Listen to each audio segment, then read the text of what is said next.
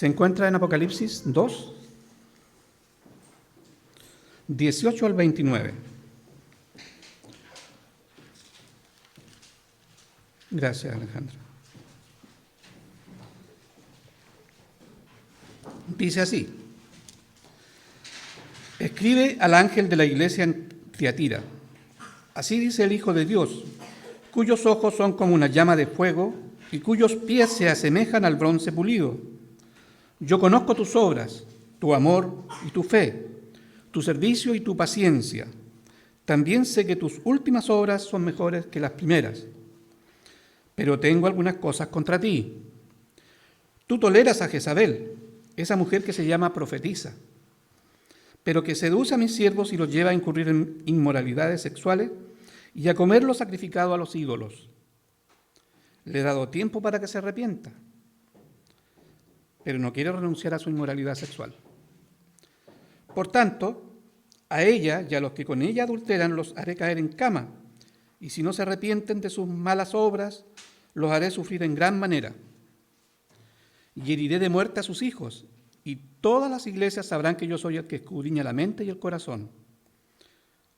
Y a cada uno de ustedes le daré según lo que haya hecho. Pero a ustedes y a los demás que están en Tiatira y que no siguen esa doctrina, ni han conocido lo que ellos llaman las profundidades de Satanás, yo les digo que no les impondré ninguna carga más. Pero deben conservar lo que tienen hasta que yo venga.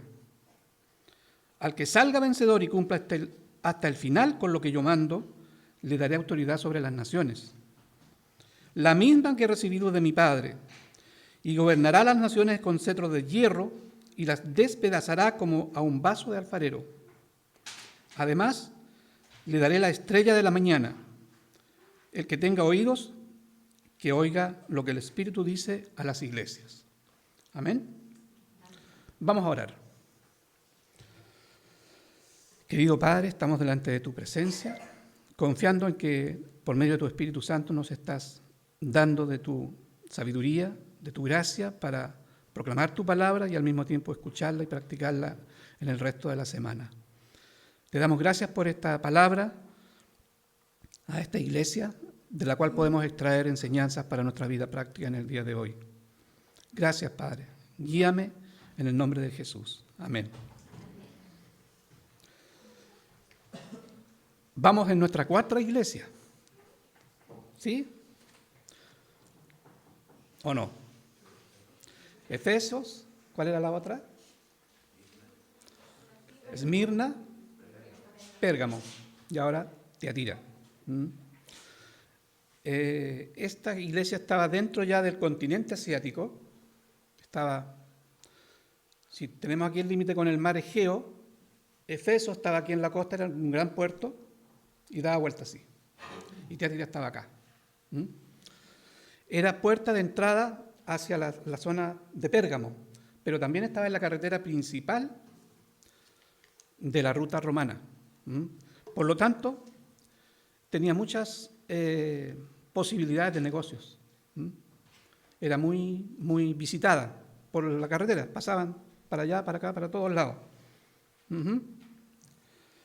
Ahora, estas 7 iglesias, como ya lo hemos visto anteriormente, son representativas de la totalidad, de la iglesia general, de la universal. Y lo que pasa en Tiatira también pasa en muchas congregaciones hoy en día de hoy.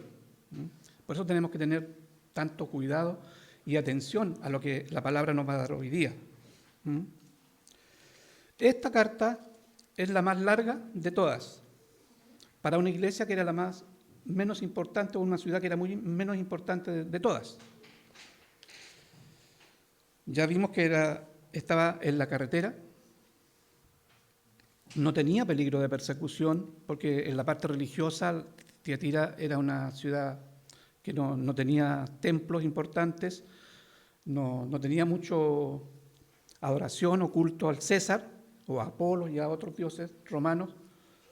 Tenía una situación local que era la parte religiosa, una profetisa pequeña, y nada más. Y lo único que se sabe, porque se sabe poco de esta ciudad y de esta iglesia, que era un centro comercial. Era un gran centro comercial, mucha actividad comercial, Y principalmente el tinte, la ropa, toda esa zona era productora de ropa. Estaban los panaderos, estaban diferentes gremios, se movían por gremios, que tenían la responsabilidad de administrar todo lo que era el comercio de la ciudad. De esa ciudad también era Lidia. ¿Se acuerdan de Lidia? Se menciona en Hechos 16, que estaba en Éfesos, cuando Pablo llegó a predicar y se convirtió y puso su casa a disposición del Evangelio. Y estaban a la orilla del río, estaban lavando y estaban haciendo cosas que tenían que ver con la tintura y todo eso. Su esquema laboral estaba regido por los gremios. Y eso es importante tenerlo en cuenta por lo que después vamos a ir viendo.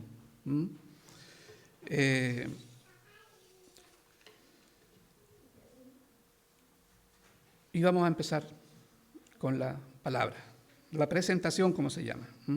Escribe el ángel de la iglesia en Tiatira, así dice: el Hijo de Dios, cuyos ojos son como una llama de fuego y cuyos pies se asemejan al bronce pulido. Aquí hace mención a Daniel, el Juan. Daniel 10:6, que es recurrente en el Apocalipsis, se hace mucha alusión a Daniel. Y a Apocalipsis 1:14, que es la presentación de todo el mensaje de Apocalipsis y a las iglesias. Apocalipsis 1:14-15 dice: sus ojos eran como llama de fuego, sus pies semejantes al bronce bruñido, cuando se le ha hecho refulgir en el horno. ¿Cómo se presenta Jesucristo acá en este texto? Lo vemos, primero, Hijo de Dios. Luego, ojos como llama de fuego. Y después, pies como bronce bruñido. Hijo de Dios, ¿por qué? ¿Ya? Para esta iglesia, para Tiatira. Porque donde hay negocio, eso con la historia lo cuenta bien claro, donde hay negocio y mucho comercio, hay muchos judíos. Mucho pueblo judío. Son especialistas en el comercio, desde toda la historia lo cuenta, lo dice. Y más aún si era una carretera que estaba como la carretera 5 Sur. Pasaban todos por ahí. Entonces, el mensaje iba directo en una parte a este pueblo, que había despreciado al Mesías, que había no creído en Jesucristo, iba justo a ese centro de su corazón. Yo soy el Hijo de Dios. Y bueno, y los judíos podían sacarse las conclusiones obvias. Nosotros lo matamos, lo despreciamos, etc. Era el Mesías. Hijo de Dios. Pero también este Hijo de Dios tenía que ver en relación con los dioses locales o romanos. Porque la ciudadanía romana pensaba que ya en ese tiempo que César era hijo de Dios. Y Apolo también era hijo de Dios. Entonces iba dirigido también a los paganos, y a los paganos que quizás se habían convertido, pero estaban con algunos problemas de fe. Yo soy el Hijo de Dios, no César, no Apolo. Eso que nos quede claro en respecto a Hijo de Dios. Ojos como llama de fuego, dice después. Ojos como llama de fuego. Podemos imaginarnos, ¿no es cierto?, a una persona con esa mirada penetrante. Muchas veces nos sentimos así, ¿cierto? Como que nos están viendo todo, nos están sacando un escáner, una radiografía. Jesucristo como ojos de llama de fuego. Le está diciendo: yo conozco todo, yo sé tu corazón, conozco tu corazón, sé tu aspecto externo y tu aspecto interno. Tus luchas, tus problemas, tus pecados ocultos. También sé cómo te portas.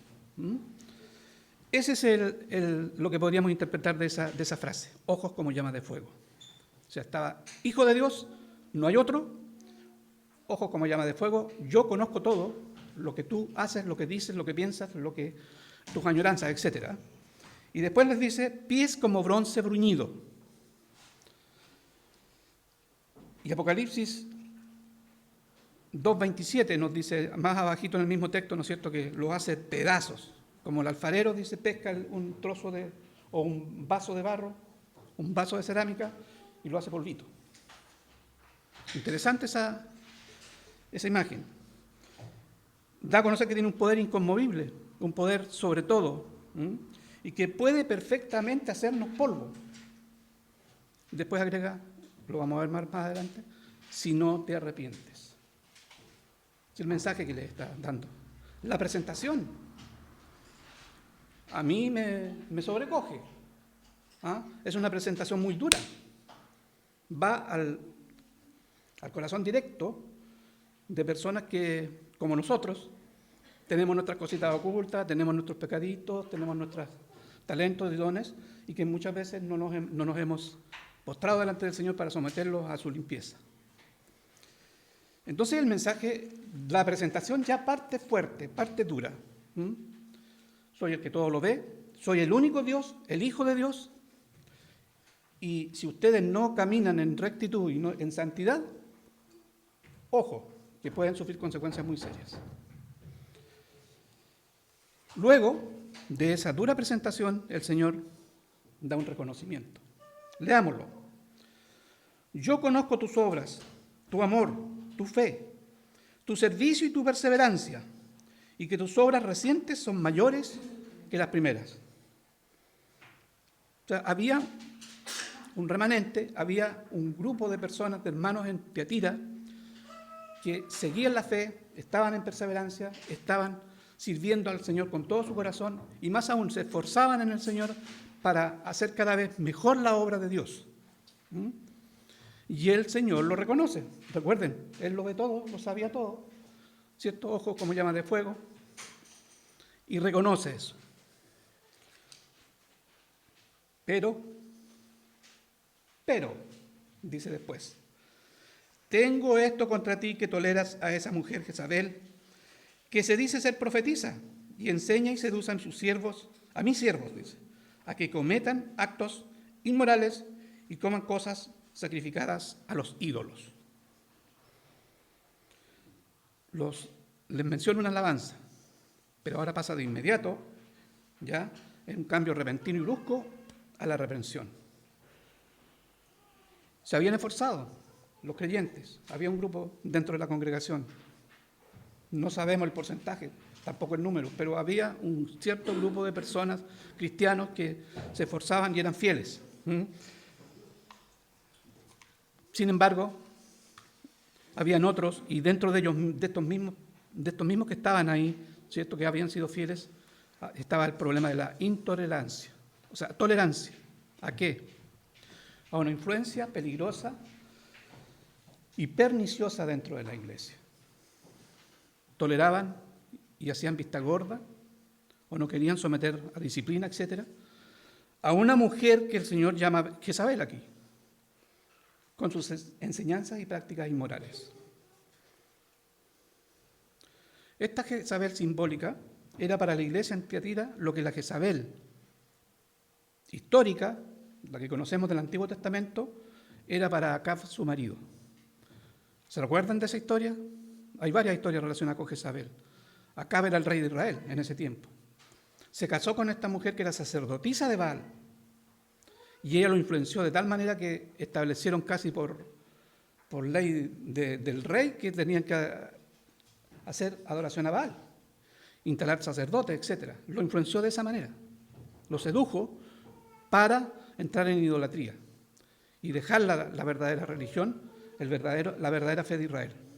Entonces, eso hace el símil acá con lo que está pasando con esta mujer, que no se sabe, no hay certeza si se llamaba así, si era el nombre que Dios les dio en ese momento, Jesús, a Juan, pero sus pecados la representaban y la identificaban claramente, su actitud, ¿ya?, seductora, engañosa. La Jezabel del Antiguo Testamento incentivó al rey a pecar y a la adoración de Baal, lo mismo que hizo Jezabel con el grupo de Tiatira. Y ella enseña y engaña o seduce, dice después la palabra. Y aquí Tiatira es la precisa antítesis de Efeso. ¿Por qué digo esto? En Efeso había mucho celo por la doctrina, por la ortodoxia, pero había poco amor. En Tiatira había actividad de fe y amor, pero insuficiente celo por la doctrina piadosa y santa en cuanto a la doctrina. Y había una paciencia con el error, aun cuando no había participación en él. Vivían en tolerancia pasiva. La iglesia sabía eso, pero lo dejaba estar. Entonces después el Señor les dice, por tanto, ya les dije lo que está pasando. Sí, están bien en algunas cosas, pero no sé, tengo esto contra ti. Y después, por tanto, a ella y a los que con ella adulteran los haré caer en cama, y si no se arrepienten de sus malas obras, los haré sufrir en gran manera. Y heriré de muerte a sus hijos, y todas las iglesias sabrán que yo soy el que escudriña la mente y el corazón, y a cada uno de ustedes le daré según lo que haya hecho. Caramba. Y a cada uno de ustedes le daré según lo que haya hecho. Aquí está la condenación de Jezabel, ¿verdad? Con todos sus métodos y su enseñanza y sus manipulaciones. Y del texto se desprende claramente la gran influencia que tenía esta profetisa, autodenominada profetisa, en la congregación de Tiatira. Ahora, tampoco hay claridad y certeza de qué es lo que estaba enseñando esta mujer. Bien puede ser que la enseñanza de Jezabel fuera que los cristianos no tienen necesidad de ser exclusivos en su culto a Jesucristo. Y sobre todo que no tienen por qué negarse a decir, César el Señor, es Señor. Y quemar una piquita de incienso por ahí al César. Total, en mi corazón, yo soy cristiano. Una cosa así. Pero lo más probable es que se debía experimentar, ella enseñaba que se debía experimentar toda clase de pecados, y puede que haya enseñado a que había que pecar para conocer todo lo que había en el mundo en cuanto a vivir, a experimentar todo. Y eso quizás es lo que se refiere a las profundidades de Satanás. Que no había que solamente conocer lo bueno, ¿ya?, sino que también todo lo malo que el mundo puede experimentar para ser sabio y para ser una persona completa.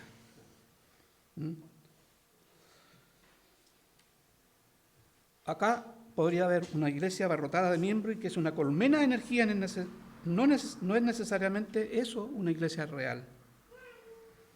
Pero entonces preguntémonos de nuevo, ¿cuál era el problema real de Tiatira? Se sabe muy poco. Hay que sacar conclusiones del ambiente, de cómo era el contexto histórico, etc. Los dioses que habían en ese tiempo. Hay algunas cosas sí que nos permiten sacar algunas conclusiones. Volvemos a lo que se mencionó al principio. Era una zona, una ciudad llena de comercio, bullente de comercio. Panaderos, albañiles, arquitectos, de todo, fabricantes de ropa, tintoreros, como se podría decir, ¿no es cierto? Tenían el tinte, el púrpura. Sin embargo, aquí empezamos con un análisis un poquito más profundo que nos permite tener algo de idea de lo que podría estar pasando. Estos eran cofradías cerradas, lo que podríamos decir hoy día logias.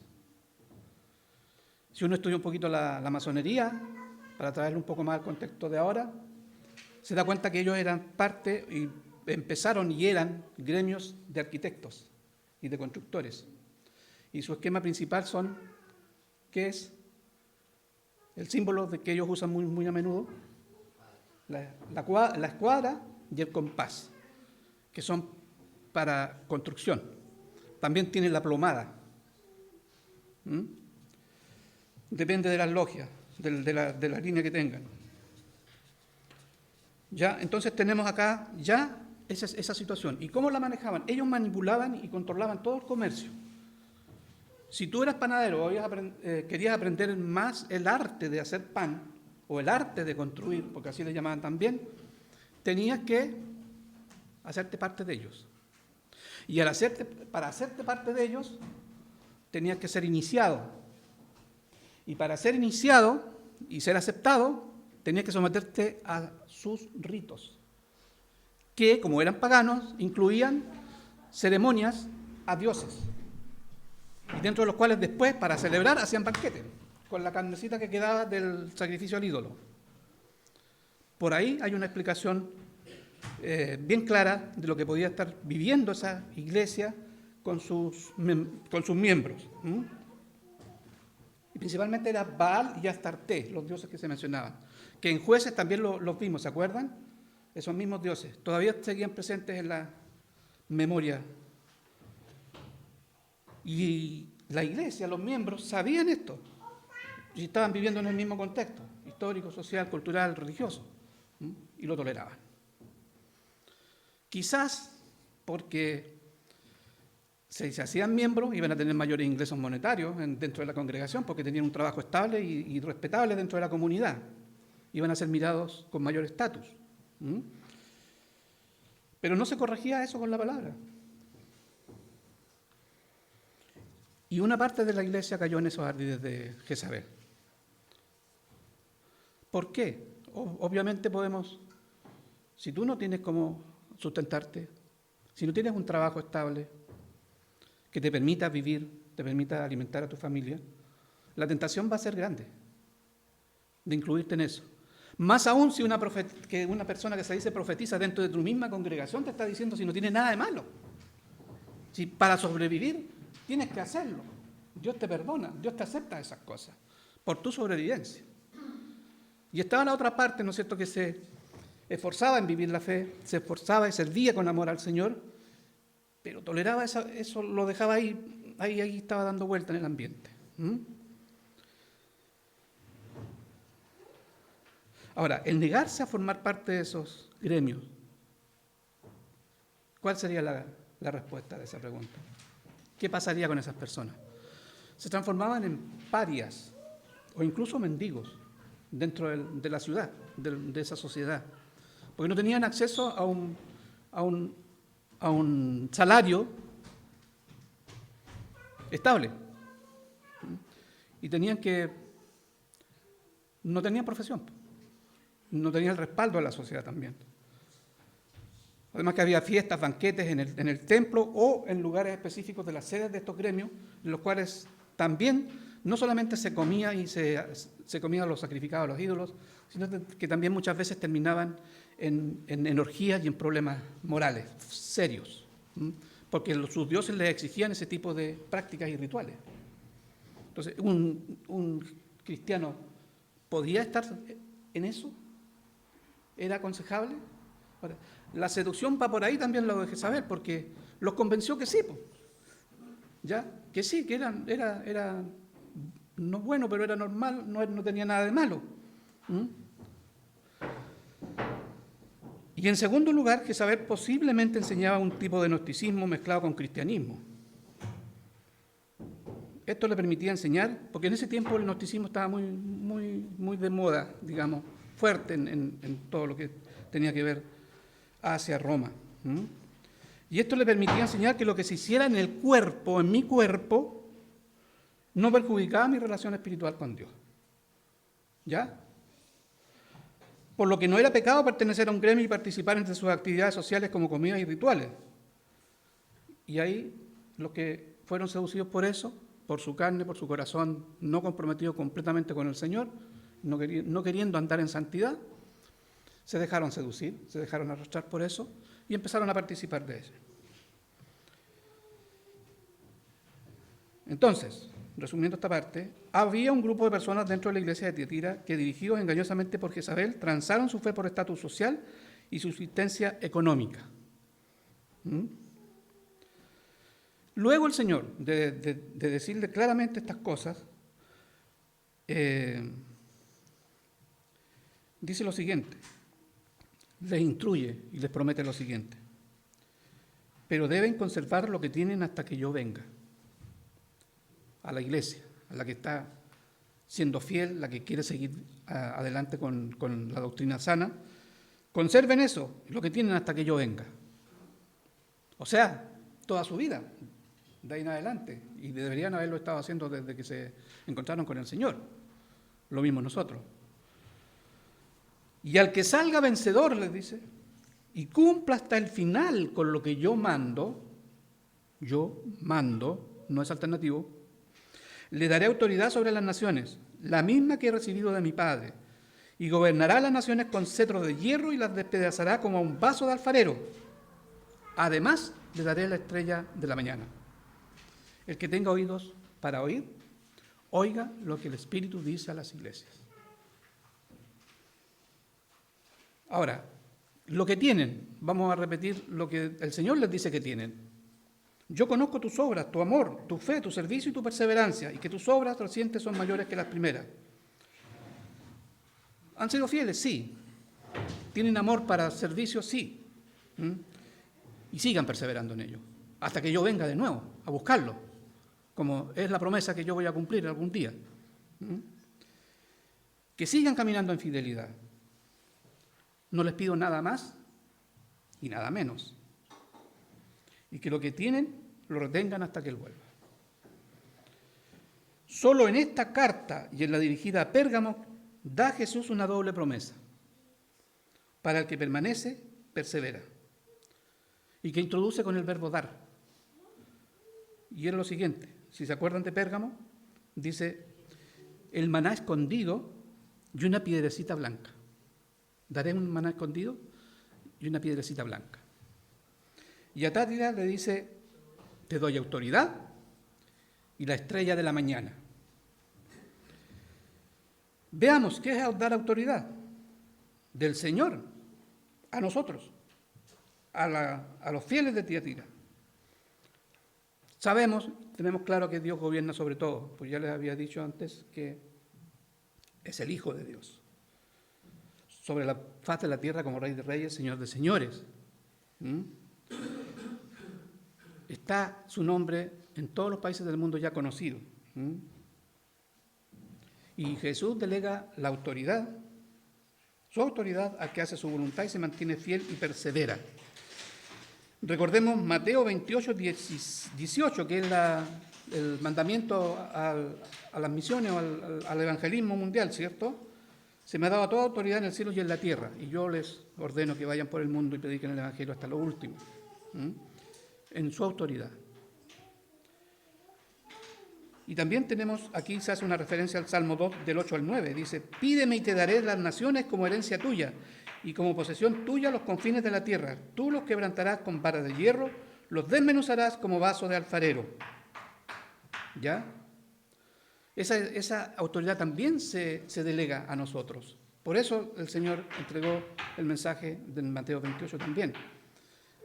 Jesucristo es Rey de Reyes, Señor de Señores y delega esa autoridad. El don de la estrella de la mañana, y esto para mí es muy... me impacta, el Señor lo dijo de otra manera, uno lo puede haber sabido, pero me impactó muy profundo. Te daré el don de la estrella de la mañana. Este término, estrella de la mañana, lo encontramos en Apocalipsis 22, 16, y dice lo siguiente, yo soy la raíz y la descendencia de David, la brillante estrella de la mañana. O sea, se da a sí mismo, como se dio en la cruz, se da a sí mismo, a nosotros. Donde Jesucristo, en ese versículo que leímos, se denomina a sí mismo. Se lo aplica a sí mismo. Los santos gobiernan con Cristo y resplandecen como estrella de la mañana. ¿Por qué? Tenemos a la estrella de la mañana morando en nosotros. Como podríamos decirlo también, ya no somos cisternas rotas. Porque el que cree en mí, ríos de agua viva fluirán de su interior. ¿Verdad? Y esa luz que también se manifestó en la transformación del monte, ¿no es cierto? También, no visible, pero esa luz para irradiar los corazones y alumbrar las vidas que están en la oscuridad, va a seguir fluyendo en nosotros. Porque en Él somos más que vencedores. Ese es el otro mensaje en esta parte. En aquel que los amó. Y además en el juicio, a su regreso, tendrán autoridad sobre las naciones, gobernarán juntamente con Él con vara de hierro. Les dará el lucero de la mañana, es decir, disfrutarán de su presencia en todo momento. Jesucristo, en ellos, esperanza de gloria para siempre. El Señor exhorta a la iglesia de Tiatira a perseverar en amor, paciencia, fidelidad y apartarse de falsas doctrinas, de no transar con el mundo y Satanás. Que nuestro compromiso con Cristo no quede solo en palabras, les está diciendo, y en actitudes timoratas, sino que seamos valientes, porque somos más que vencedores en Cristo. Y que demostremos en nuestra vida santificada y obediente a la palabra la presencia de esa estrella de la mañana viviendo en nosotros. ¿Qué podemos extraer ahora para nosotros acá? Quizás van a ser algunas frases repetitivas, pero es necesario aplicarlas y repetirlas. Somos vencedores, hermanos queridos. Para el cristiano de todos los tiempos, para nosotros hoy, lo crucial es, ha sido y será, hasta el regreso del Señor, perseverar en su palabra y en santidad, sin la cual, dice la palabra, nadie verá al Señor. Amén. El texto de Romanos 12, 1, 2, después que Pablo hizo todo un discurso magistral de doctrina, de justificación, de salvación, todo eso, él dice lo siguiente: por tanto, o sea, considerando todo lo que yo ya dije, teniendo en cuenta eso en sus corazones y en sus mentes, les digo lo siguiente: os ruego, hermanos, por las misericordias de Dios, que presentéis vuestros cuerpos en sacrificio vivo, santo, agradable a Dios, que es vuestro culto racional. Y no os conforméis a este mundo, a este siglo. O sea, si yo quiero estatus, me hago masón, o me hago, recurro a los pitutos por ahí para poder tener un mejor trabajo y disfrutar de la vida y de este mundo. Cuidado con eso. Más transformaos por medio de la renovación de vuestra mente para que comprobéis cuál sea la buena voluntad agradable y perfecta. Si no, vamos a andar dando tumbos. No es la perfecta voluntad de Dios. Pero es que eso implica obediencia. Mi corazón se duele, o mi ser, mi carne se duele, porque hay que tener los mandamientos, los preceptos de Dios claros, la palabra clara en nuestro corazón y en nuestra mente para poder ponerlos en práctica y dejarnos llevar por la inspiración de la palabra, por el Espíritu Santo, para que esa gracia sea impulsándome al bien, impulsándome a la voluntad de Dios. Por la palabra. Para el cristiano actual, muchas veces la enseñanza bíblica que gira en torno a los 10 mandamientos, por dar una cosa más acotada, 10 mandamientos, es inconsistente muchas veces para nosotros. No, es que nunca tanto, que bueno, que aquí, etc. Como los de Tiatira, como lo que se enseñaba Jezabel. Por un lado, se malentiende la declaración de Pablo porque no estáis bajo la ley, sino bajo la gracia. Quizás como reformado también se ha conversado, se ha compartido, se ha predicado el peligro que podemos asumir en un compromiso superficial con la palabra, de que, bueno, estamos en la gracia, así que pesquemos, ¿no es cierto?, comamos y bebamos y luego morimos nomás. Total, el Señor nos tiene en su mano. Con frecuencia, por no ser diligentes en estudiar apropiadamente la palabra, nosotros mismos nos divorciamos de la santidad de Dios. Nos apartamos de esa parte. No vivimos en santidad o estamos ahí tembleque. No tomamos conciencia que la santidad de Dios en la vida diaria está íntimamente ligada tanto al carácter de Dios como a los mandamientos de Dios. Hablamos mucho de recibir a Cristo, quizás en nuestras vidas, o lo predicamos, o encontrarnos con Cristo como nuestro Salvador. Debemos hacer más énfasis también en que Él es el Señor. Debemos hacer más énfasis en que Él es el Rey de Reyes y Señor de Señores. Y debemos recordar y hacer énfasis en que Él vive en nosotros. Lo estamos contristando, dice, por el Espíritu Santo. Nosotros contristamos al Espíritu Santo, pero lo estamos deshonrando al no vivir en santidad. Y eso nos puede hacer caer en multitud de pecados y de situaciones como los de Tiatira, ¿ya? Obedeciendo a una falsa profeta, obedeciendo mandamientos y cayendo engañados en doctrinas que no corresponden con la realidad bíblica. Lucas 6:46 dice: ¿por qué me llamáis Señor, Señor, y no sabéis lo que yo os mando?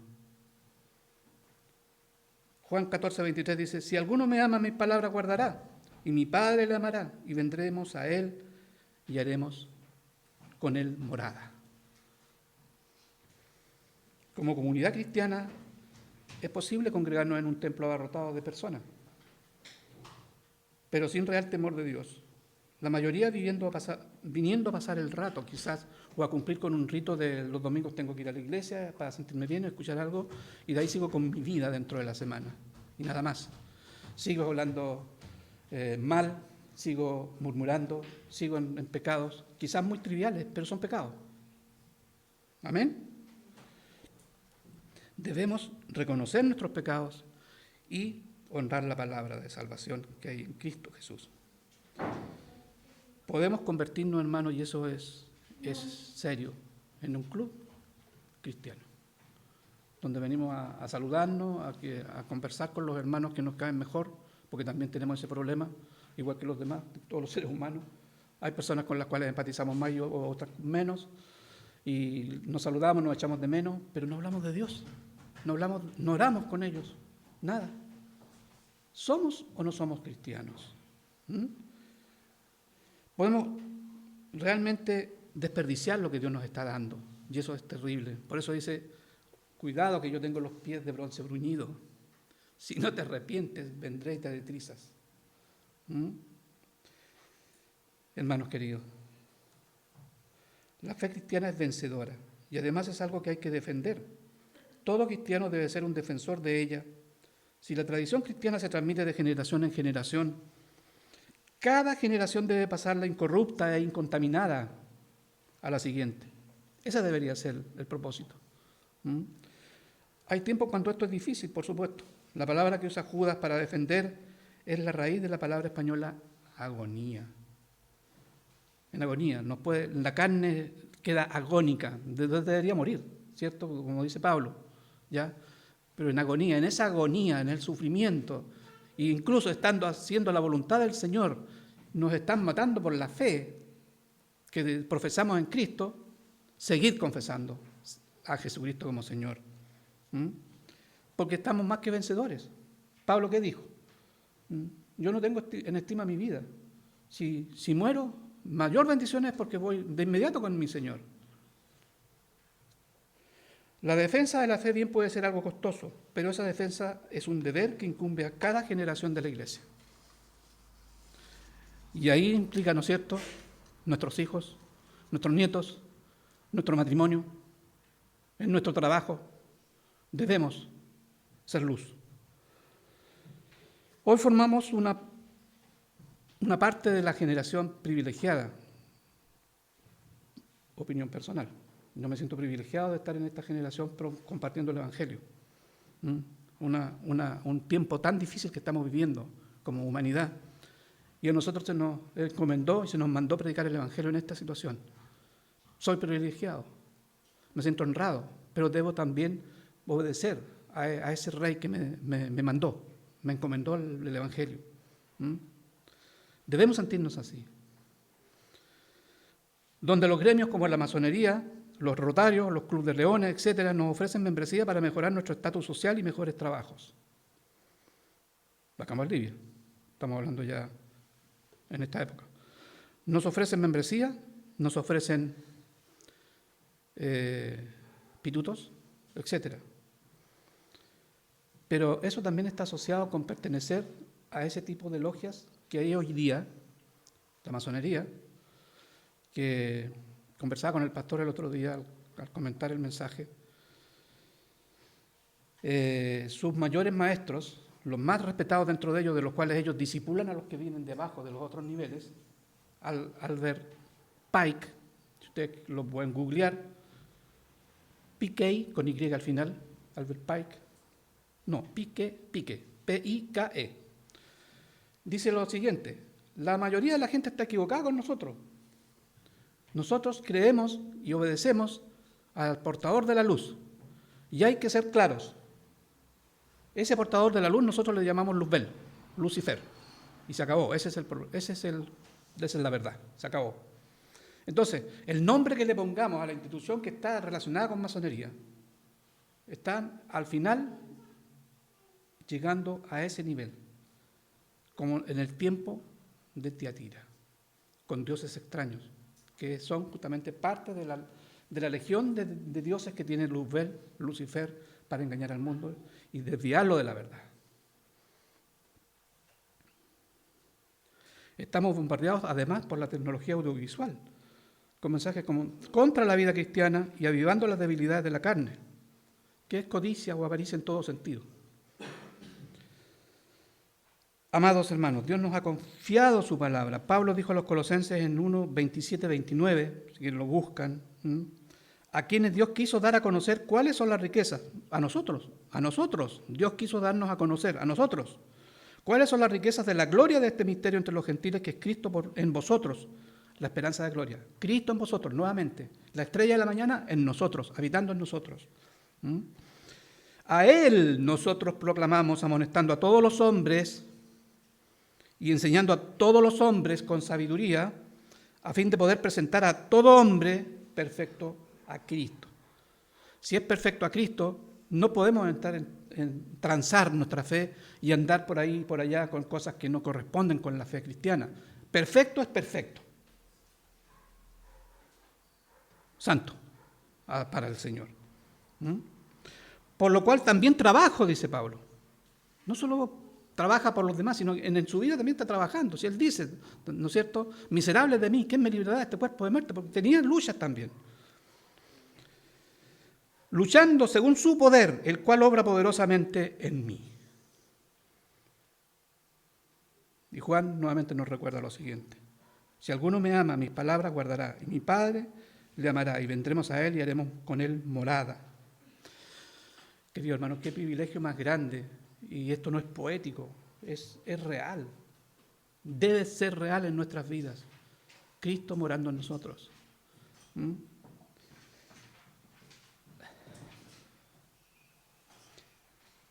Nos olvidamos de predicar lo que Él nos mandó. Nos olvidamos o nos disculpamos en la perseverancia, lo que Él nos mandó. Y de evangelizar al que no lo conoce, de predicarle el Evangelio. Hay una palabra que es interesante, que a mí se me quedó para toda la vida cuando la escuché de esa manera. El tabernáculo en el desierto era la habitación de Dios para el pueblo judío. Nuestro corazón es el tabernáculo de Dios en nuestras vidas.